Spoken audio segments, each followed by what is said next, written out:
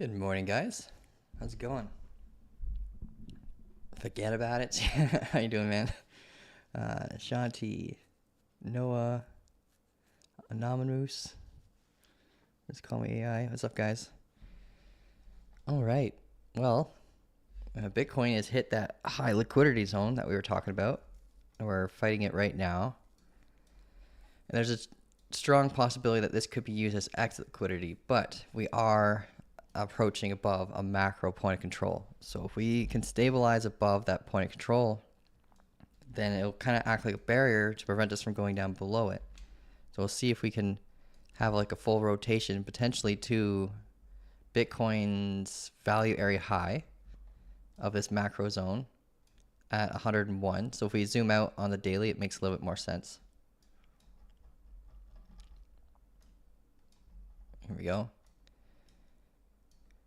Right, so the fact that we just got a higher high, even though the daily hasn't really fully closed yet, we got a break of structure within this macro valley area here.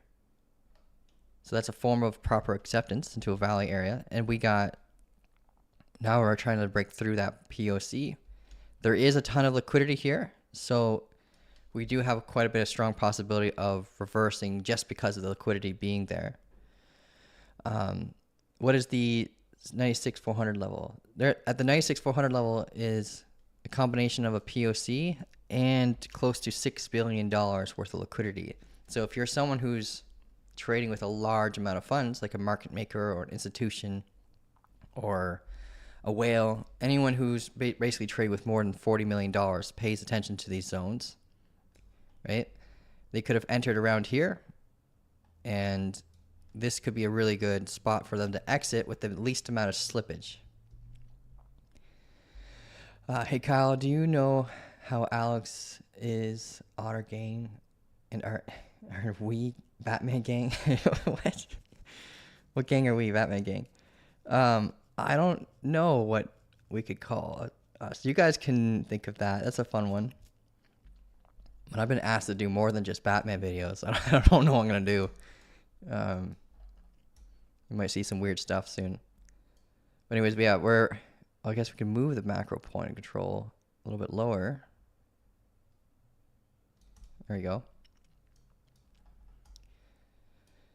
But yeah, if we get past 96,400, we stabilize around here, we can potentially see a rotation to the value area high. The main thing we just got to watch out for along the way is just this previous high here, or there could be also additional liquidity to be used to exit the market. If we zoom back in, we do have a structure that could warn us that we might fail already, which is kind of nice. Right, we have a higher high here. We get a bit of a tweezer reaction to that level. Right, so we already had a bit of a harsh reaction to it, but this is the 5-minute time frame, so a lot could still happen. We have a double top structure here that would also give us a change of character if broken. So that opposing change of character would pretty much be a warning sign to anyone who could be in any potential longs throughout this journey here. So now that we adjust the POC to actually sync properly, because I don't know if you guys have been dealing with this problem too, but with TradingView lately, the value area high levels and the POC levels and the value area low levels are sometimes changing lately. And it's, even though that it shouldn't, right? It should be fixed. No matter what time frame you're looking at, the volume profile should look the same. So we can adjust this profile. The reason why we still want to adjust this, even though we're no longer in it, is because if Bitcoin does return to it, we need to know where the value area high levels are, the POC levels are, and stuff like that, in case we get acceptance back down here again. It would help with any shorts that we could be doing for potential barriers along the way, what could keep us from hitting potential targets.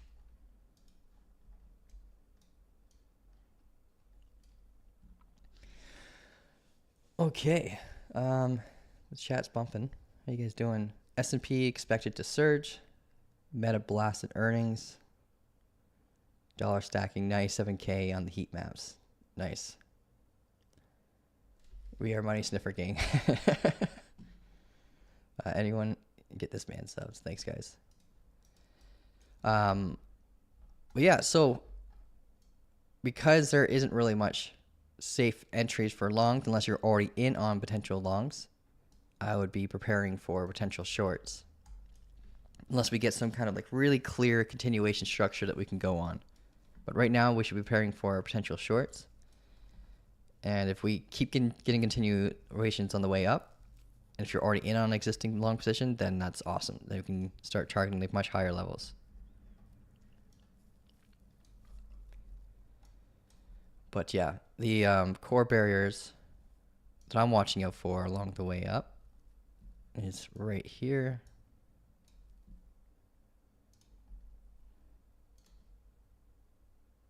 We have the synergy of an hourly order block and the value area high. And it's just prior to a wick level right here where we could end up seeing an SFP or potential rejection from add liquidity, but that's around like 99.4. Until then, we have the barrier that starts at 97.7. So this is the level I'll be marking to watch out for. If we get a change of character occurrence in here, that's confirmation for a short. But the targeting for that short would be likely just the value, the POC, where we're at right now. It's pretty close to a previous value area low. So we have the confluence of that for targeting, the POC, which will act like a little bit like a magnet. So if we get that opposing change of character in this zone, I'll be preparing for a short and watching this for our primary target around 95.3. But if we break past that, then we can look at the value area that we're currently in to help us with assistance for the continuation target. So be the opposite side of that active range. And just take it one step at a time kind of thing. Let's get this all set up. And send it the visual order to back. There we go.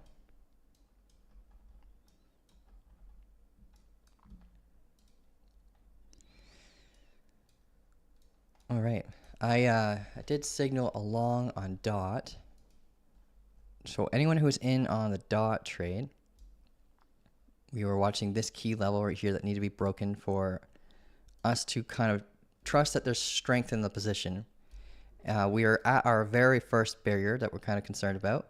If we break past this, it should be a relatively quick move to $4.24. At this point, right below our target is, so right above our target is a large amount of liquidity for DOT, which is surprisingly mostly induced from this break to the downside. It's like normally liquidity is a little bit closer, but these are like much lower leverage liquidity areas. So it looks like, yeah, right here, based on this drop, liquidity was added to the market here. So it must be like relatively low leverage in comparison to what we're used to seeing when we're at like these kind of levels. But yeah, so that's what we'll be targeting, is that liquidity there. And hopefully we get continuations along the way up, because that would likely mean Bitcoin is carrying DOT along the way up too. We have double distribution here.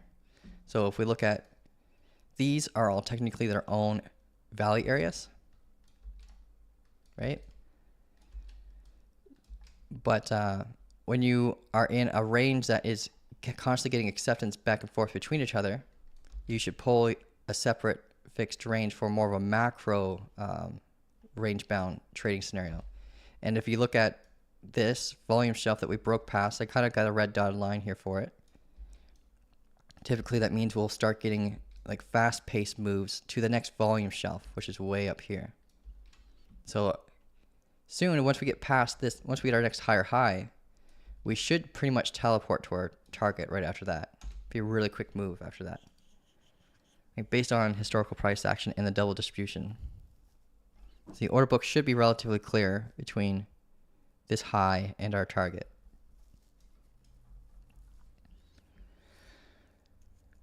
Jobless claims highest since October, past 2,400K. Yeah, it doesn't seem to really be impacting the market as much. We go to Forex.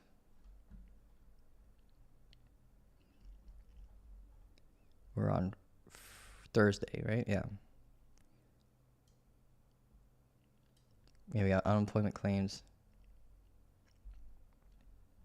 coming in. We refresh this.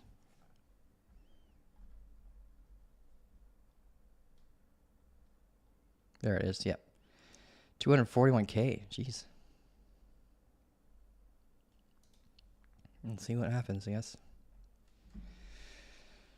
If we continue to go up, then we continue up because we have like TA on our side for that. If we break to the downside, lose this level, then we have the reaction to that news. Right? They'll slap the news on the candle. Then you just watch the TA, and the TA will give you the same story that you'll see from the news. Is it worth entering dot here? No, man. I wouldn't enter late. You got to think about your risk to reward ratio. Like you could potentially jump in on the continuation if you want to break this high. Like wait for that high to be broken.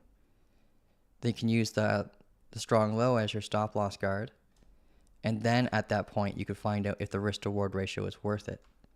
Right? You don't want to be jumping in now just because we're in an active trade. See if we break that high, you still have a 1 to 2 risk to reward ratio depending on how the candle closes. Right? And at that point, you can decide whether or not it's safe to jump in. Yeah. But right now we're in a point of decision of whether or not we're going to get that continuation. Right? And you don't want to be jumping in just because we're in a long when something could be happening that could oppose the trade. So if we break these lows, we could come right back down to our entry at that point. So make sure you wait for the confirmation for the continuation if you're going to be jumping in on something like that.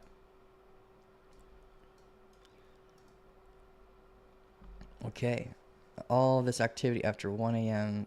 PST, Bitcoin dot, thought not enough liquidity to surge late hours. Yeah, sometimes there's a conduit for a move outside of liquidity, like news.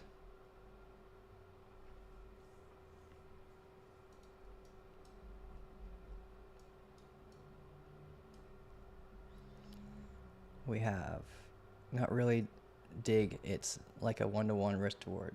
Yeah, I hear ya. Just subscribe to the Discord. Glad to be here and learn. Well, welcome to the party, man. Oh yeah, by the way, guys, I got a tournament that starts today. It's going to be a month-long tournament, and I got a prize pool of $10,000.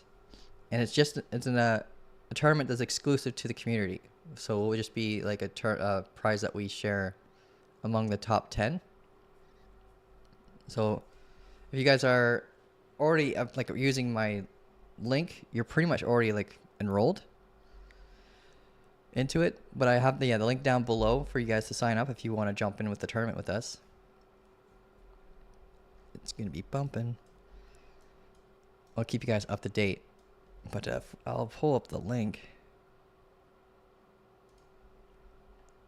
Just going to pull up a conversation with Wolfin. There it is. This is the tournament that we're starting up. So you just go over here to register, and where's our... It's a P&L competition. It's not based on volume. So you're going to be judged by like how well you are as a trader and not how much you can trade, which is the kind of the way I prefer it. But yeah, $10,000 prize pool. And there's a prize for the top 10. And here's how you'll be tracking it here. Basically, a lot of it's like censored, so you can't like see the names and stuff like that, or the full UIDs. But we have some people already up here. We have the 3.81% in P&L. So not too shabby. And the tournament goes on until the 31st. So we got lots of time to participate. Cool. Yeah, I just want to share that with you guys. So I know you guys wanted me to start another tournament. But this one's going to be, this one's a lot bigger than the ones that we started with before. Before we had like $250 prizes. Now we got like up to 10K. All right. Is there any specific assets you guys want to look at? Hope I win and share of that. Yeah, nice, man. You stick with your risk management. That's the whole point of having it set to like a P&L competition and not a volume one. So people don't just ape in with a lot of volume and try to win that way. If it's a P&L competition, then you have to pay attention to risk management, which is kind of like the whole point of InvestiShare and Finova, right? Try to help you guys manage your risk. Ondo? Yeah, we can look at Ondo. All right, last time we looked at Ondo, we were watching this key level here. I think it was during, yesterday's live. Was it around yesterday's live? I believe, yeah, roughly around there. Anyways, we had this as a measurable target. After we broke this key level, your stop loss guard would be the strong low. And where a target is in line with a previous value area high, we're pretty much there now. But what I kind of like prefer to see, despite the target getting hit, awesome, but I want to see it get to like 93, 92 and hold this as support. If we reclaim this zone, then we could start seeing a rotation back up to like $1. We have to watch out for 97.59 as a point of control. But yeah, where this previous value area here has had a huge amount of control over the price action for Ondo since like February. Like we constantly been getting rejected off of it and been honoring its levels. But in more of a macro sense, like if we break and get acceptance into that value area, we're also getting a break of this downtrending resistance of this, basically this falling wedge structure, right? And that would give us a target of the top of that value area again. So we'd have tons of confluence the moment we get that acceptance to that value area. We have the confluence of us likely getting a rotation to the value area high, like we do with most strategies when we break momentum inside of a value area and get acceptance back inside. We usually get that rotation. Then we have the confluence of the actual structure giving us that exact same target. But if we manage to break past the 200 EMA after we hit that target, then we can start hitting a more macro target of 125. And that's kind of like the midway target to this massive descending channel that DOT has been in. Or not DOT, sorry, Ondo. So I'm hoping that this starts a form of domino effect to bring Ondo back up to its highs. But we just gotta take it one step at a time, because like I'm fairly confident in Ondo reaching that $1 target, but I'm not 100% confident in it getting past that EMA where there's a bunch of liquidity from people jumping into shorts, which could be used as exit liquidity for the target of this falling wedge. So you take it in stages. And the first step that we need to take is that acceptance of the value area. But I'm glad that this measurable target here is really close to being met, so we can then begin watching our next stage, right? Like trying to get past this area for that continuation. But if Bitcoin double tops here, then Ondo is very likely going to double top here as well and bring it right back down to these lows. All right. Let's see. We looked at Ondo for a couple people here. For Nova. Nova, welcome to the community, man. Arvin. Okay, we checked out Ondo for you too, man. Chainlink for Shanti. All right, let's take a peek at Chainlink. Do we have a Chainlink chart open already? Nope. All right, we'll open one up.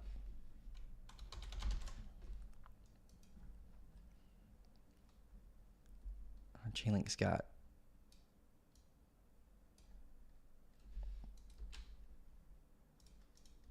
yeah, this is what we were concerned about before. So here, we have this uptrending support. We basically built like a triple top. And then we have a slightly higher high here, so you can look at it like a head and shoulders, but the measure, so that sometimes we get those oscillators reset faster with triple tops than they do compared to like head and shoulders, because usually a shoulder is a lot lower to the head. But since we started our descent from like pretty much the high, I think that helped impact the measurable target from being hit. This is the measurable target right here for that drop. But we hit this like local demand zone in confluence with the previous, like a macro value area low, and we held it as support. And the, we had double bottom structure as a warning sign to tell you to potentially get out early. We have, we're jumped inside this valley area, and now we're at the active point of control. I'll put this up here.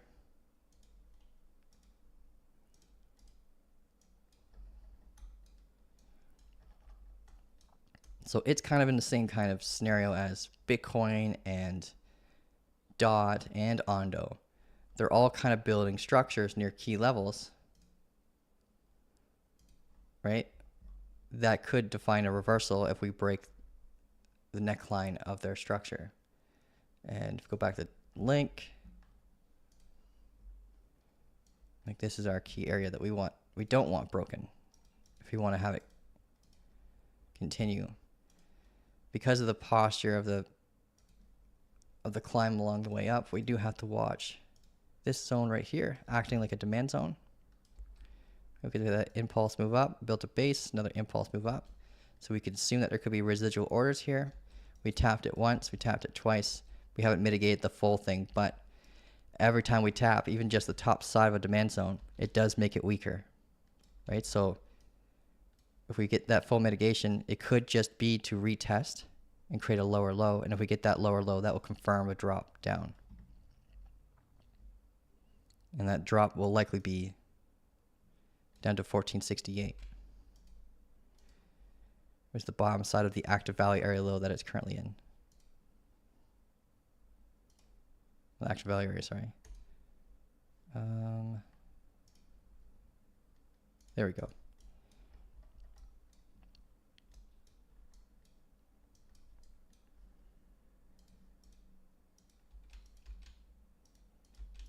All right, so yeah, that's kind of the scenario that you got to watch out for. I got to draw a little rectangle over here. So this would definitely be one that I want to wait for like a retest on. I wouldn't just jump in on a break.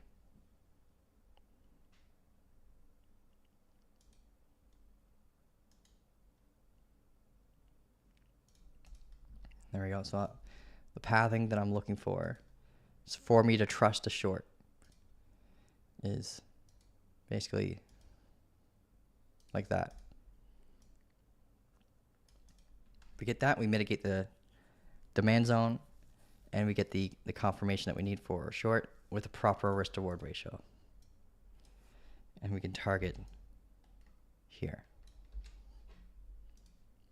That's the bearish case scenario. If everything drops here, and that's where link should go.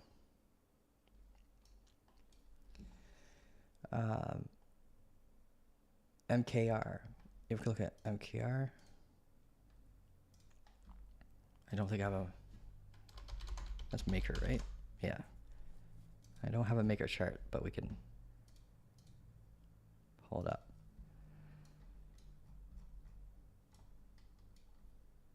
Is it a wick? Jeez. We haven't looked at it in a while, since the long, I guess. And this is the last time we looked at it right here. We had the downtrending momentum. We broke that momentum. We got this is our change of character level, which was a kind of an awkward spot, but this was a key level that we wanted to watch for the break of the upset, like the ascending double bottom. And we had a bunch of like buy side liquidity above the wicks, which help induce the pump. And we got continuations all the way up to basically this previous value area here. And we had to act as resistance and drove the price down. We got a lot of noise that we can get rid of.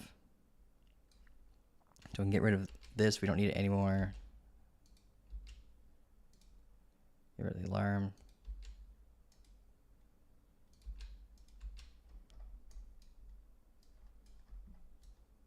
This is the daily. You see we get a slight squeeze.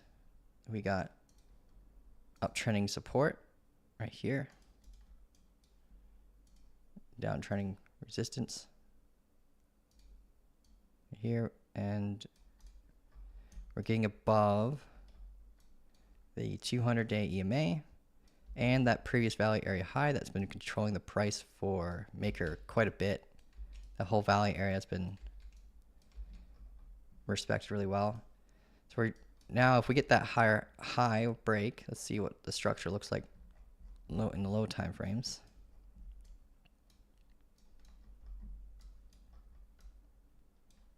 We took out a lot of liquidity on both sides from this move. Let's pull a fixed range from the start here to where we currently are at.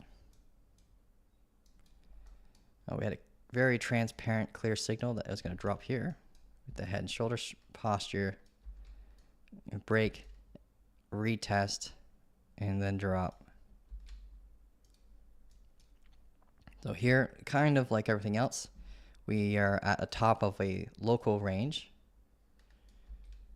And so everything's kind of positioned for a potential short right now. So in this positioning is based on it being at a value area high. So we might get acceptance back inside this value area if everything else is going to correct. And you can target the value area low while being very mindful of this level here. We got tons of confluence stacked there. We got a previous value area high here. We got the active POC. We get an hourly order block. So lots of reasoning here to watch out for a potential reversal. And that's pretty close to the equilibrium point of this range. And sometimes what you'll see is when we come out of a range and we hit an equilibrium point and then we start creating higher highs, then that's like a structure in itself to warn you that we're leaving a value area. So just take this area really cautiously. That's all I'm trying to say. You can target the value area low, but make sure you have the proper risk to reward ratio to this barrier because we might not get past it.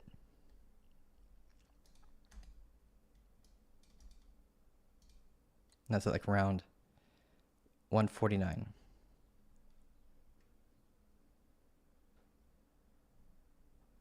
And send it back.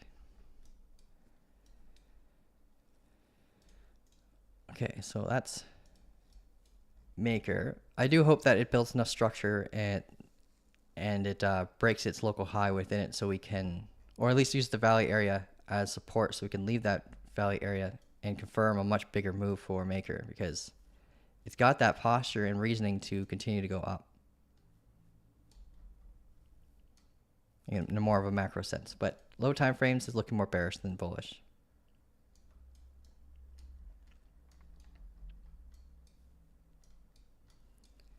Okay, so that's Maker. Hope that helps you out. What do you've got going on now, guys? Sui from X-Enemy. All right, so Sui. Let's open that up. We've got a Sui chart. Sui's been kind of wild lately.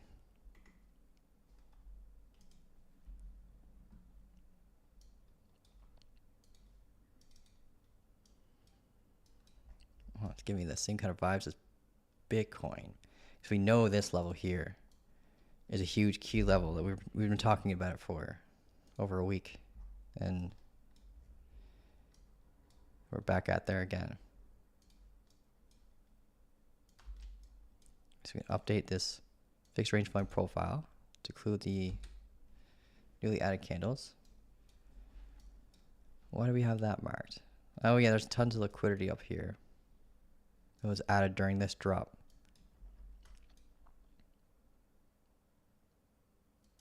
It should have been marked that with a different color though.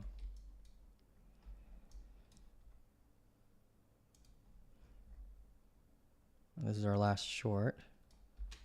Get rid of that. We don't need it anymore.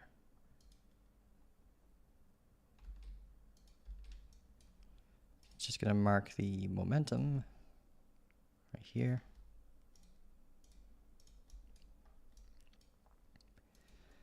So yeah, same kind of thing. We got a higher high. We had a 2-candle pullback on the 30-minute, which means we definitely have 2 candles or more on the lower time frames. If we break this level here, we get a change of character occurrence and acceptance into the value area. So this is a key area you want to watch in case we get a rejection. There's no opportunity for longs up here. So I would have like your bear goggles on, guys, because this is kind of like more of a short zone too. Yeah, the stars are kind of aligning for short. If we get the long, it's not going to be a safe long anyways. Yeah, all your long opportunities were down here.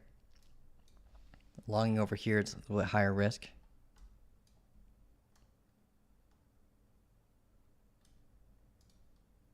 We're starting to breach past here. Let's see if we get that move to 97.9. If we instead get that, we're starting to get that bearish divergence forming. So we see how we're like kind of starting to downtrend on the RSI, but we're uptrending here.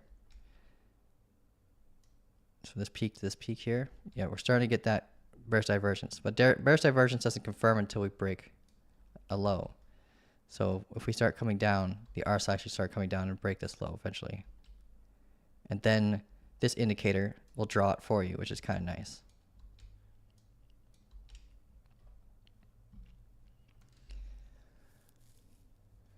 Sticky link. What? Hey Kyle, what do you think of Dent? I've seen its chart to XRP 2017. I don't even know what Dent is, man. Or at least I don't think I do. Let's see if I've done TA on it. I have not done TA on it.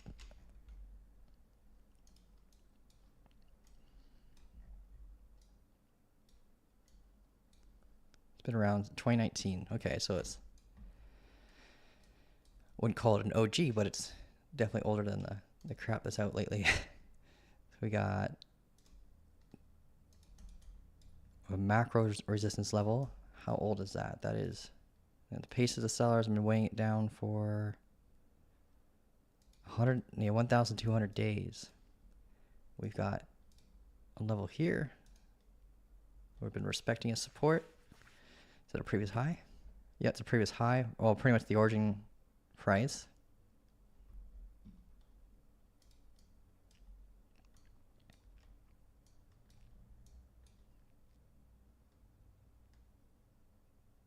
And we've got lots of micro value areas, but I do want to pull from here to here. The trading, like when I look at this, this reminds me of DOT more than any other asset. So I know you said there's a relation to it with XRP, but when I see this chart, I look at DOT. I see DOT. So we zoom out on DOT really quick on the daily. Does that not look like the same chart almost? And we're breaking this downtrending momentum here and here, like downturning momentum here and here. Like the only thing that's kind of unique is the structure over here. This is a little bit more tradable than what we saw with DOT back in those days. But yeah, there's definitely some confluence there. All right, so we got downtrending resistance here that we can watch. That broke. Same way that DOT did. It's at a key area of interest, the same as DOT as well.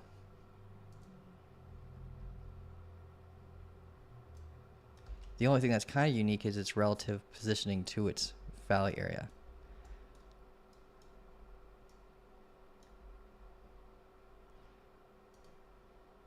Yeah. So here's our macro POC. We're in between the two, like a daily 50 EMA and the daily 200 EMA. Let's see. So our value area low. Our POC is in line with the 200 day. So we got confluence for rejection there. The 200 day EMA is really slow moving, so don't really exactly expect it to catch up to the price action very soon. We got a daily break of structure. So if you're a swing trader, you have a new strong low to move your stop loss. If you're a swing trader, you're most likely entered around here. with this as your stop loss guard. Now you can move it into the profit zone.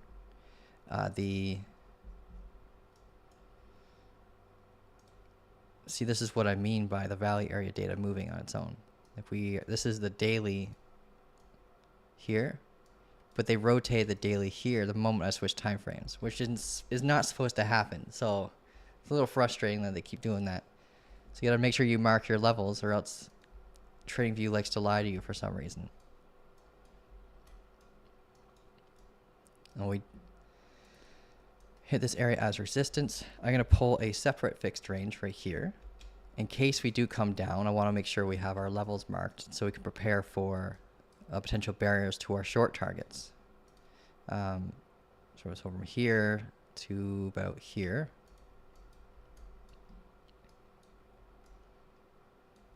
I started here to include the low of the range. So these candles have backing towards the value area. We got the value area high here, value area low. They got the POC. All right, and now let's zoom in on the lower time frames. If we have basically the distance from Dent from here to here, percentage-wise is much higher. Like it's 8% move to Bitcoin's key area around like 97.6K. So if Bitcoin goes up, Dent might follow along with it and hit this in confluence with Bitcoin's key area of concern, which I'll rotate back to very shortly so you get an understanding of what I mean.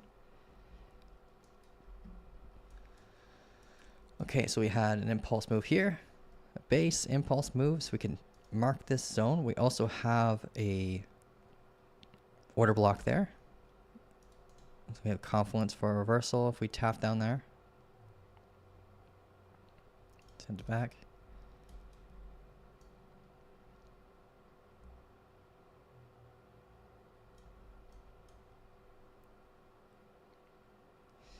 Yeah, there's not really much.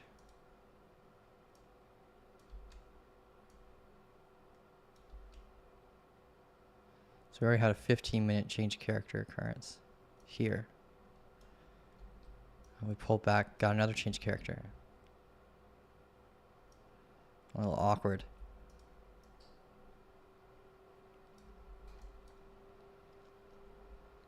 So yeah, if we break our local lows, then I'd be super cautious with entering shorts. We got the VWAP, we got the 15-minute order block, we got an active demand zone. So if we tap here, we're probably going to bounce off it the first time.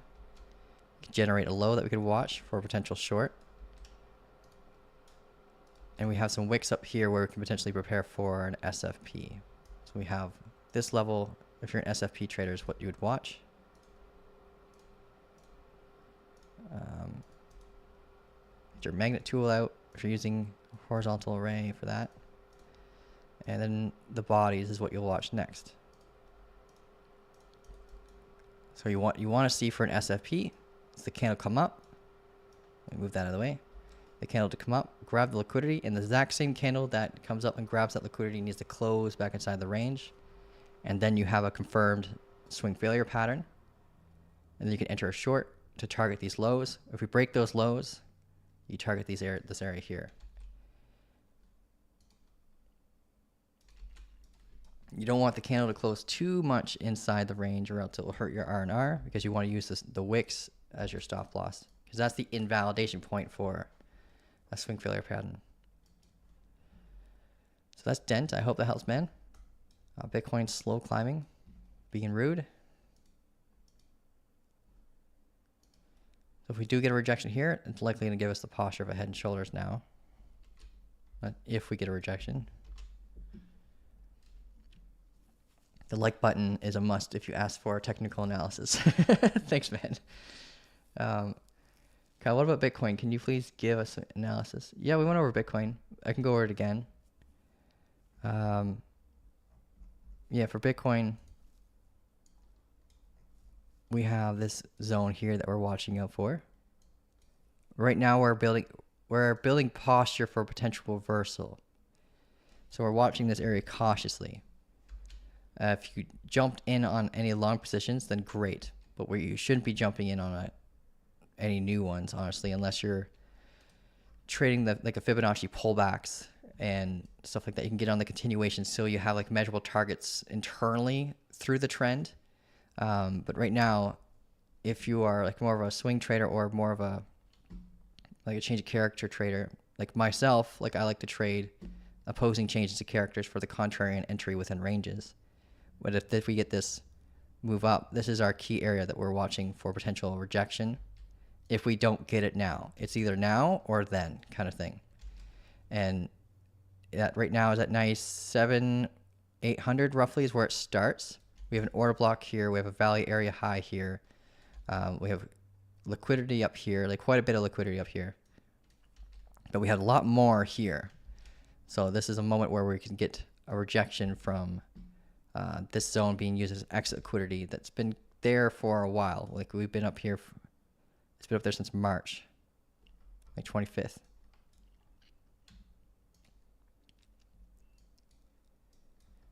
Yeah, a lot of things are more postured to the downside. Other than DOT, like DOT is looking, look at our, we're about to get that higher high soon, hopefully.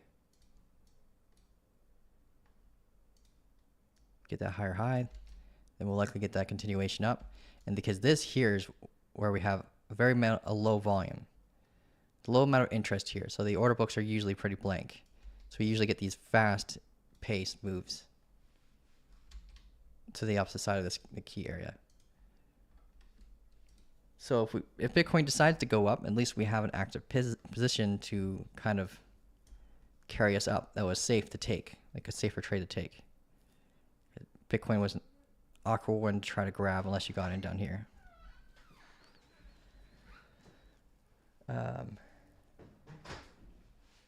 Okay, so I do gotta head out soon. I got about like 10 minutes. I gotta jump on some stuff.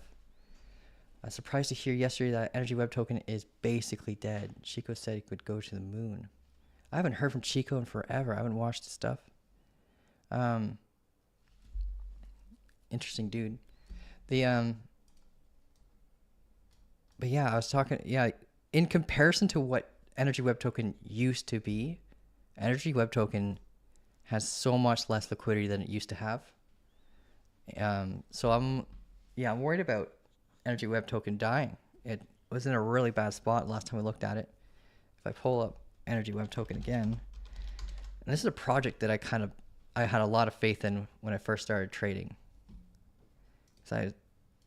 KuCoin was one of the first exchanges I traded on. If I zoom out here, like this is, I know the analysis is a little bit wackier than you guys usually see, but this is like back 2022. But we have these ranges that last quite a long time that I used to trade these all the time. And they were like 10% moves. Like this is a 15%, but you usually captured about 10% of the 15% range. It was very easy to trade. But now it's we can see as we get lower and lower and lower, look how wicky it begins to get. It gets pretty wild. And now we're at like 64 cents, like the lowest it's ever been. Some price discovery lows. So I'm a little worried about Energy Web Token kind of like dying on us. But I like its utility, so I'm hoping that it doesn't die on us. And I hope that they expand different exchanges so we can trade it. Because the KYC kind of locked a lot of people out from being able to trade Energy Web Token. They don't have very many listed locations.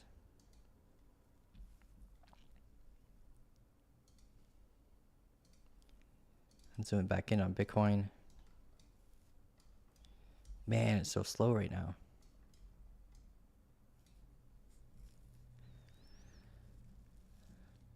Okay, Bitcoin 1 daily zoom out bull flag. What's the measurable target? The bull flag target here. Well, if you grab the measurable target of a flag, it's based on the top of the consolidation of the range to the last area of consolidation. So right about here. And then you click and you drag this. This is called the mast. This is like the momentum that what brought us to that range. And the theory of flags are like when they break resistance, the momentum will continue so long as we don't range for too long. Like this is kind of like the reset, and this is the continuation. You put the mass in the bottom of the range, and it gives you a larger like technical target, and it's saying 105K, which I'm not doubting will happen, especially if you think about the fact that that's roughly around the target of the more macro structure that we just broke out of.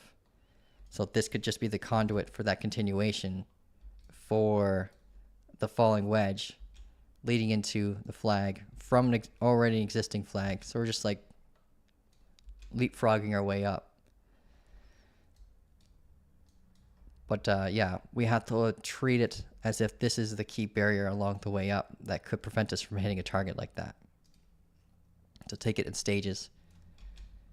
There is this trader, you guys should look him up. I recommend looking him up because hearing his story made me realize that you only need one set of rules to be extremely successful in this space. And the trader's name is Nicholas Darvis. And what he used to do is he only traded flags, horizontal flags. Like he didn't want descending ranges. He wanted just horizontal ranges only. And then he would trade the breakout of those flags, and that was his only thing that he wanted to trade. And he was consistent with that, and he knew his rules, and he stuck to it over and over and over again. Even though flags are not a very they're common, but they're not going to give you so many opportunities that you can trade them every single day, right? Whereas most strategies, when you're trading ranges, you pretty much have an opportunity almost every single day to trade. Sometimes you don't, but you know what I mean.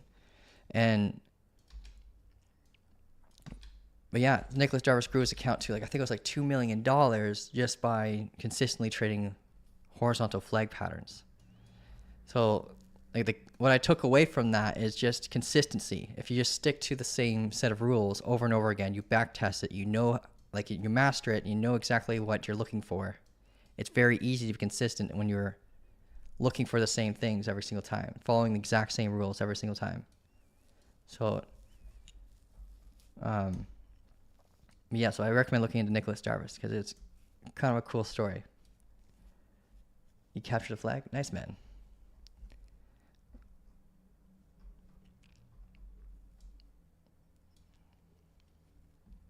What else we got? Virtual's up 40% on the day. Could be riding Microsoft Meta AI leaders blasting earnings. That's a good point, man. Yeah, the correlations are usually really tight, especially NVIDIA. If you see anything going on with NVIDIA, the AI sector usually goes wild because NVIDIA has a huge amount of impact over the AI sector with their chips. So if we pull up, do we have a virtuals chart? I feel like we do. Yeah. April 2nd is the last time we looked at the chart, though.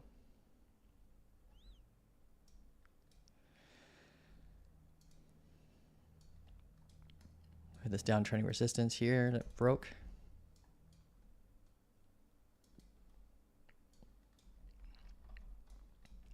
This was the area that we pretty much screamed at everyone to accumulate around. I think this was a really good spot. But man, that is a nut. That's a crazy move. Congratulations to everyone who bought virtuals. I got some, but not as much as I wanted to get. Now after looking after this. So we got the downtrending momentum broke. We got, what's this arc? This was a key area, right? So the key area we were looking at. Yeah, so yeah, I guess it was up here. This is all internal. If we get we got the break of a flag structure here, which didn't give you this as a target, right? If you're using this for another example of a flag, it would give you something like that. And that's pretty much where we got our first area of exhaustion, came back, but we got the change of character when we got the exhaustion, and that likely helped induce this move to the upside. And we're at a previous value area high which isn't very, it was not very strong, but we should still take it seriously just in case. But yeah, we're on our way up. It's pretty wild. We have liquidity stacking up here, stacked up here. Let's zoom in on it though. Let's see what.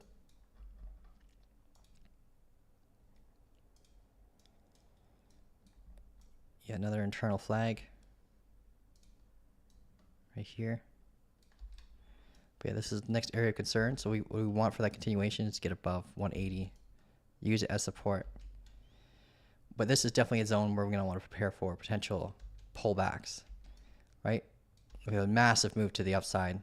Lots of reasoning for exhaustion, bearish divergence, and we've got ourselves into a value area high. So if we get up here, we get a change of character, we start targeting the value area low and see it likely go range bound from there. If it goes range bound, that'll be a good reset for virtual so we can get that potential continuation. If it keeps pumping up like this, it's relatively unsustainable and it'll make our drops very harsh. Dot breaking high. Let's see. Yeah, we broke the high. It's a wick, so we got like a sell shadow here. So we just need a body close up here for that proper acceptance.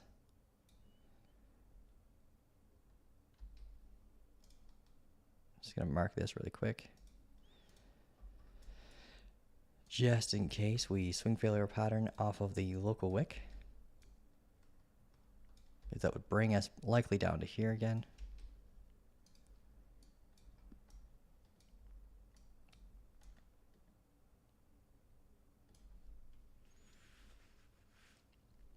You can, now that this has happened, I would prefer you wait until the candle closes above, like at least a 5-minute close above this area. But now that this has happened, you can move your stop loss to here. So we can move your stop loss right into the profit zone and protect your capital. But yeah, I'd still prefer wait for the body close. In case we SFP, you don't want to move it just so it gets hit and then come back up.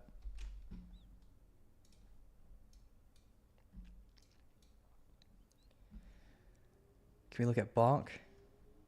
Yeah, we can look at Bonk. It's been a while.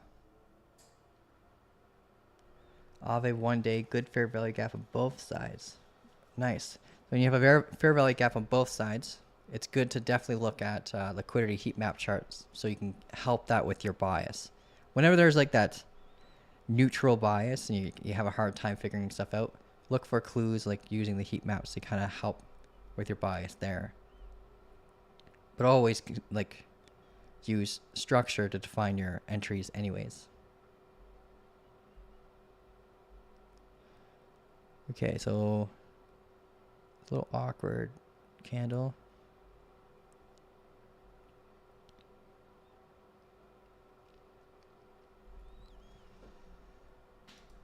Let's see if we get that.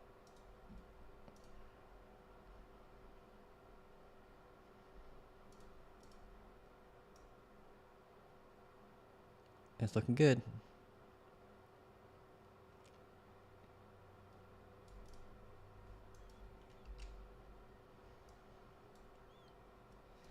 All right. We should get a faster pace move up for DOT if we get this close.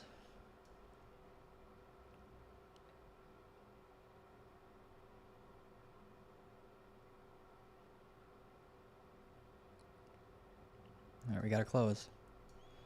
All right, so technically you can move your stop loss from here to here.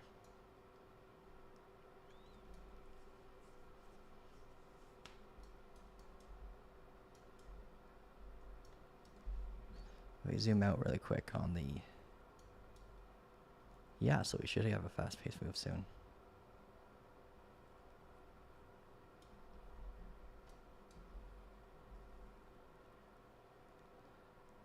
Not a proper hourly pullback, but we got a proper 30-minute and down.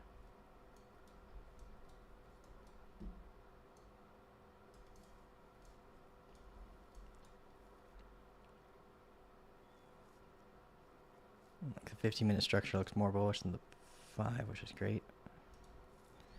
Cool. All right, we can delete that. We don't need it anymore. Sui topping out. Let's take a peek. Well, we're kind of looking at everything like there could be potentially topping out. The only thing that looks like it might have relative strength is Dot, but I doubt Dot would have relative strength over something like Sui. But Sui's just keeps getting a break of structure continuations. We'll see what happens as it retests this low. But we broke past that annoying key area. We broke past it before here, but let's see if we get that move up. Ondo is kind of the same kind of stance. Virtual still heading up towards that value area high. And Bitcoin's slow climb. How did AVAX do?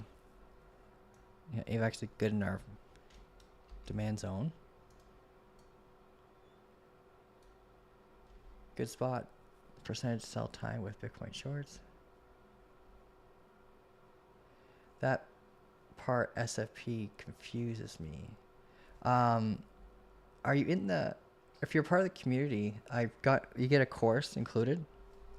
And I just posted a new course on or new lessons on swing failure pattern. So if you're trying to figure that out, they're not too hard to figure out once you got them, especially when you're doing the local SFPs. And I could show you some examples like during the live really quick. I do got to head out very soon. But I can go over it really, yeah, I'll go over it really quick for you because we're not able to jump in on anything right now anyways. But here's a daily SFP that I use in a lot. I probably sound like a broken record to some of you guys.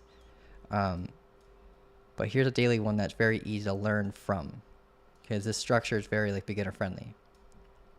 So this is a bearish SFP that occurred. What the two practices you want to do when you're looking at a value area high or a value area low, or if you don't know how to use value areas yet, just think of a range high and a range low, right? Then we're in a big range here for Bitcoin. This was the 25% range that we were in before. So this is the low of the range. This is the high of the range.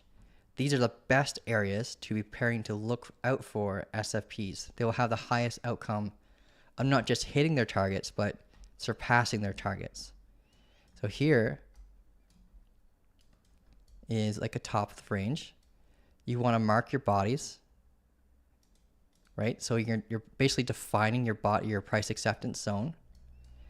And here you can see that a candle came out of the range for a moment. The moment you see a candle kind of come out of a range and then it get acceptance back inside of it, you should mark the wick. Like this.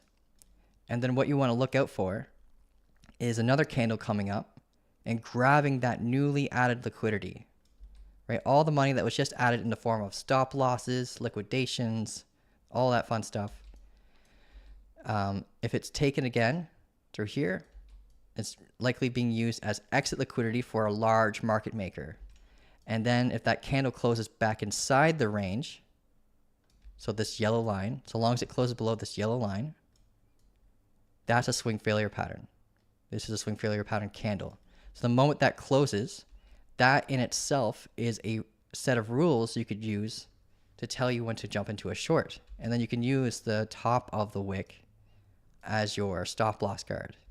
And then from your stop loss is what's going to define your risk to reward ratio to your target. And your target for a swing failure pattern is always initially going to be the low of the range. So this is where you would target. But if we surpass that, what's really, really great about swing failure patterns is they usually create a new strong low, which you end up targeting. And most people who are trading market structure are using strong lows as their guard for their stop loss. So if you visualize the order flow of things, this is the one time where you can anticipate a strong low to be under attack. But normally what you want to do is use strong lows for your stop loss guards. So if you see a swing failure pattern, you got to assume that that strong low is currently under attack. And if it gets broken, then you have a change of character. But if we don't get that break, you got to prepare to exit your position for a swing failure pattern around these lows. So look for an opposing internal change of character. But if you get the break, that tells you can stay in your trade. We did do another recent SFP with the community on the 5-minute time frame. So I'll show you one that we did recently. Let's see.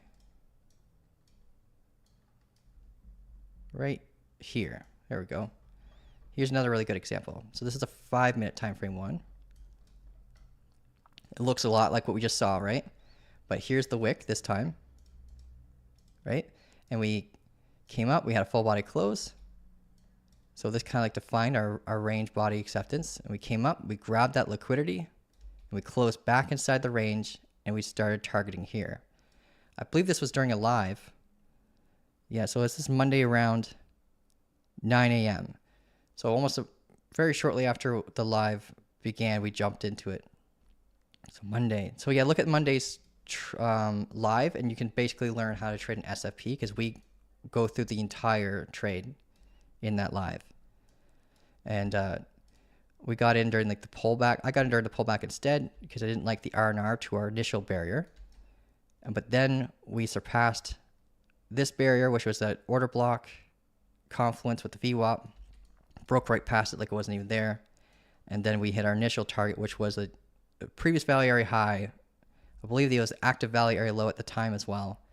And there's a large buy wall, so it just immediately got out during kind of that there. It did end up going down further, but huge amount of threats here. But that's another SFP. They usually start with like a 1 to 3 R&R, but they sometimes can evolve to be much more. Like this was like a 1 to 9.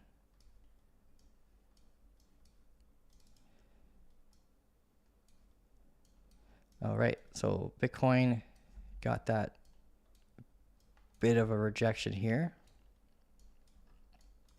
So we look at everything else that we were watching for bearish confluence. We got a change of character occurrence on SUI right at the value high. We got that break of structure to define a new strong low. Ondo got a pullback. Oh, we got to watch Dot. Dot's a big one that we got to be careful with. It almost hit the stop loss. Change.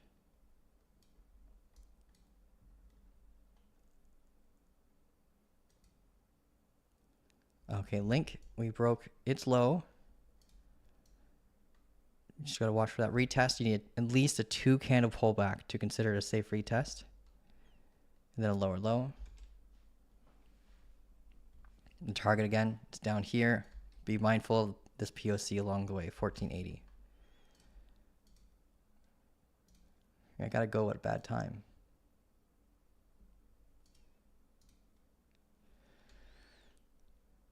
Bitcoin still has yet to break its strong low.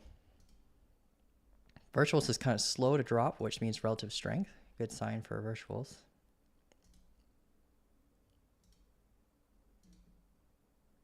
Chainlink's getting that. Yeah, here it goes.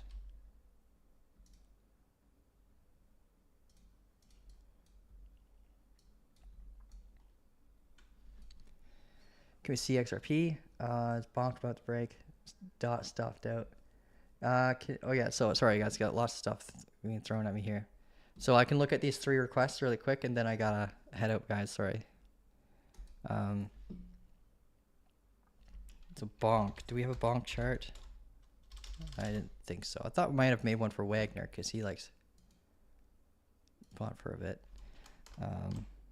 So BONK. Not really a big fan of meme coins.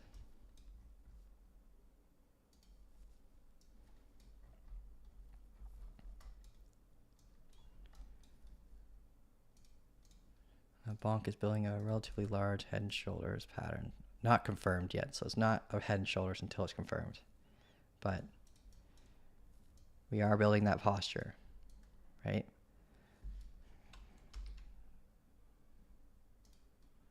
We do have momentum here we can watch.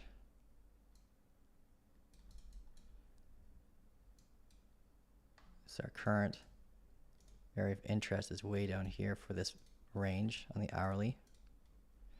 So our hourly interest level, internal interest level here. right? This will give us an internal change character for lower time frames. You start targeting this low.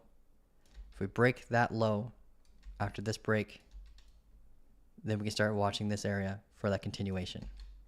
If we zoom out, let's see how it's doing in the macro. Macro, we've got uptrending momentum here.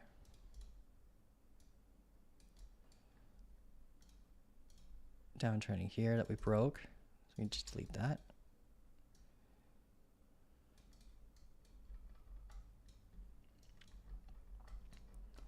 And double bottom posture that we broke out of.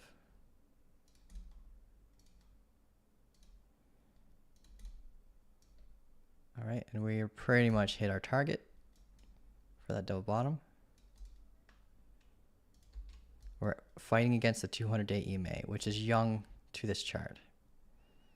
But it was immediately respected after population. So it support, resistance, support, resistance, support, support. Now we're here again as resistance.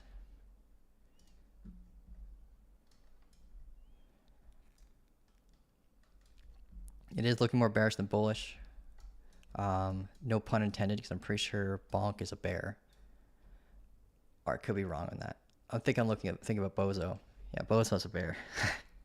But yeah, anyways, key level here looks more bearish than bullish, unfortunately. Fighting against a 200 EMA for confluence for that short.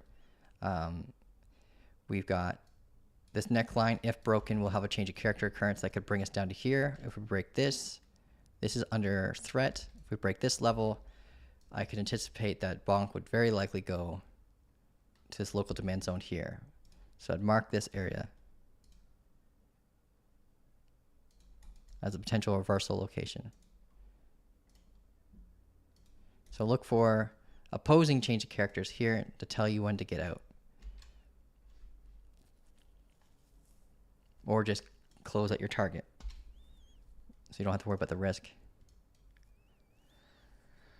Have a great day.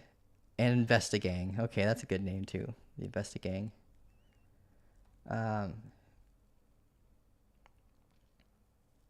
That trade was the one that went 1-9 risk. Yeah. Can we see XRP? XRP really quick.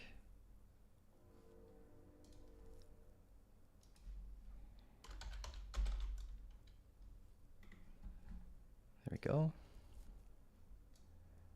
How are you doing, XRP? It's been awkward. Oh, it had an Adam and Eve as well. It pretty much did the same kind of thing that we were looking at before with Bitcoin. We had that pennant structure, kind of broke out, didn't confirm properly. We never got that higher high, right? That's why it's really important to wait for those confirmations when you're trading structure like this. Like trend lines are hard to trust, so make sure you use like structure to find your actual entries. And we got, yeah, failure to create a higher high, but we did create an Adam and Eve structure, which has a very high probability of breaking to the downside. So it fell alongside Bitcoin during that time. We have since then had a V-shaped recovery. I want to see where it is at in a macro picture really quick, because I think it lost, yeah, it did lose momentum. So we lost uptrending momentum here in the higher time frames. One thing that's common with momentum is that when you lose it, it tends to act as resistance. And if you get that lower low shortly afterwards, you can expect it for it to rotate to the opposite side of the value area, like right back down kind of thing. So we have that first initial step that we lost that momentum. We didn't take liquidity when we came down, right? Other than from below this low here. We didn't grab this liquidity. So we ended up adding more to roughly around the same level, which puts this area more of a threat. So if we come up and we hit this momentum as resistance, and you will find, by the way, when you are trading, when you're looking at head and shoulders being formed, that the right shoulder is usually formed from a retest of two locations: the golden pocket retracement from the high to the low, and a momentum retest. So there could be like price action here that leads up to this, and we retest that level, and then we have our break. And just like here, momentum retest. Let's pull this level here. So we could have like that. If those confluences usually align, we could climb up to here before coming down. But it's not looking good right now as we speak.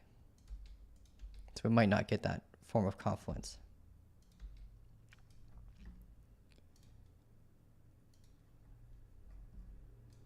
And locally right now we're in a supply risk. This is the supply concern here. We mitigated all of it. And we broke our local low.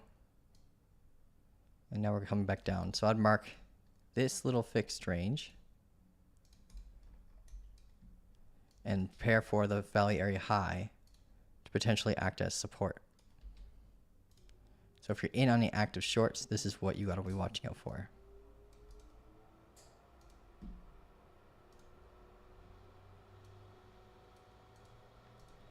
And if we get acceptance into that value area, then that tells you can stay in and target the value area low. Bitcoin, what are you doing, bro? Let's go back to the 15. Zoom in. Okay.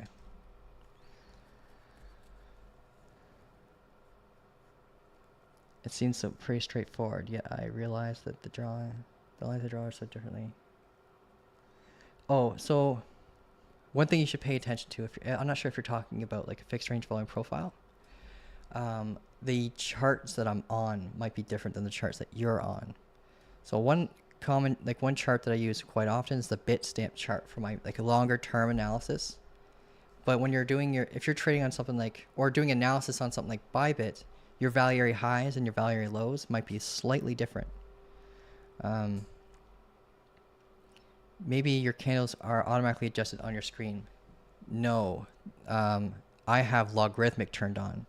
You want to have logarithmic turned on. Anyone who's listening, you want to have logarithmic turned on.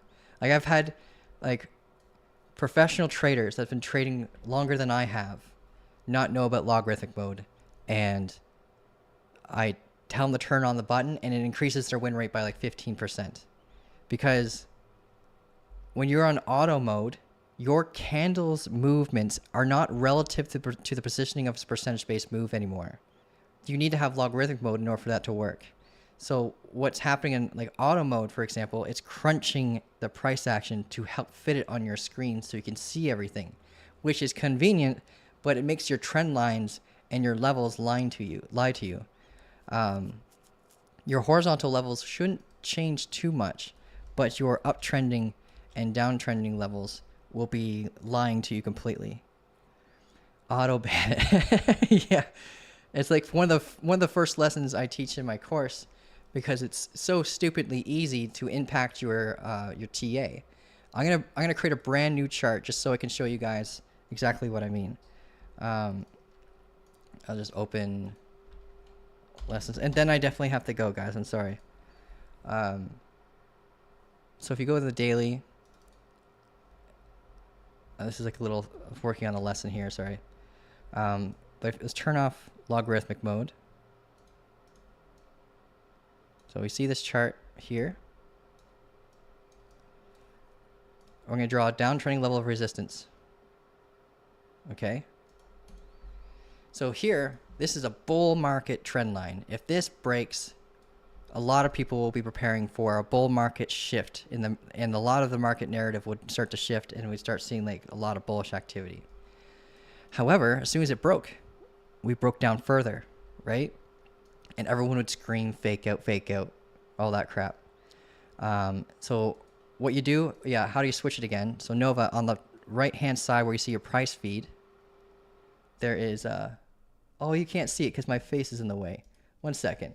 I'm going to hop on over here. There we go. So on the right-hand side here, you'll see an A and an L. You want to click on L, and then immediately you'll see your candles would start to shift and change based on the percentage-based moves of the price action. And here's my trend line based on the exact same coordinates. all trend lines have coordinates attached to them. So if, for example, if you could always ask me like, hey Kyle, what's the coordinates of your trend line? And then I can send you these coordinates, and then your trend line would automatically adjust to the positioning of my trend line. So you can see that this clearly lied to us. And if we were to adjust this properly, now we know when the actual bull market began, right? We had a lot of negative space here, but when we broke this, we had active support. We could see that we actually had a proper run up, and you wouldn't have been burned from an immediate drop like that. So make sure you have a logarithmic turned on. It will break a lot of your TA if you don't. Do not turn it on your oscillators though. Don't think that this is like a magic tool for oscillators, because it will just completely mess them up. Because the oscillators are pulling data from the active closes and active candles. So it already is pulling that data correctly. So if you switch it to log, it's just going to try to move logarithmically based on the percentage-based moves of the indicator itself, and it just breaks it. But you definitely need it for your candles. But yeah, that's logarithmic mode. Make sure you have it on. It's a stupid little button, but it makes a big difference.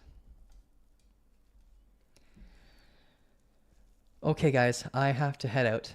I will give you guys a signal today in the community if I find anything safe. It does look like we're mostly getting ready for drops. And Chainlink's already on the way. It's at that point of control level that we were concerned about. And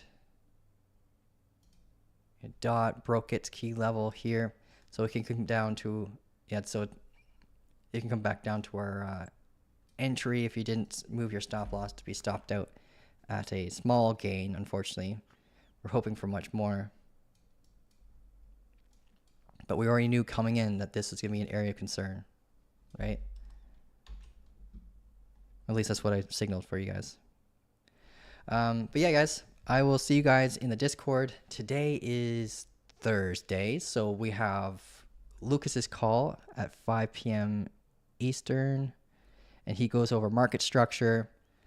So whenever you hear me saying the words change a character, break a structure, swing, like strong low, weak high, weak low, stuff like that, that's what Lucas is really good at teaching.